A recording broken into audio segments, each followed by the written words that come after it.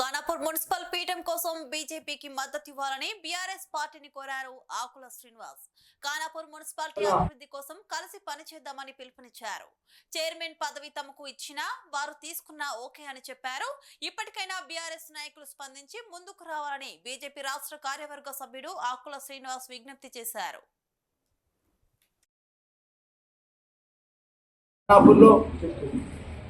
ఈరోజు జరిగినటువంటి ఎన్నికల్లో మరి అధికారంలో నుండి కాంగ్రెస్కు 3 సీట్లు,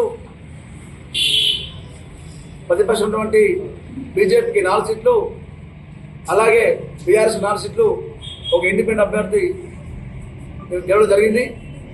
ఆ ఇండిపెండెంట్ అభ్యర్థి ఏదో గెలిచిన వ్యక్తి కాంగ్రెస్ పార్టీ వారు తీసుకొని వారు మాతో పాటు సమానంగా 4 సీట్లు, సమానంగా 3 పార్టీలు 4 సీట్లు తీసుకోవడం జరిగింది. దాంతోపాటు ఆ 4 సీట్లలో ఒక సీటు ఎక్సెప్షన్ ఓటు ఎమ్మెల్యే గారిని ఉండడంతో కాంగ్రెస్ పార్టీకి 5 సీట్లు ఉన్నాయి. ఇప్పటికి ప్రస్తుతానికి మరి బీజేపీ బీఆర్ఎస్కు 4 సీట్లు ఉన్నాయి.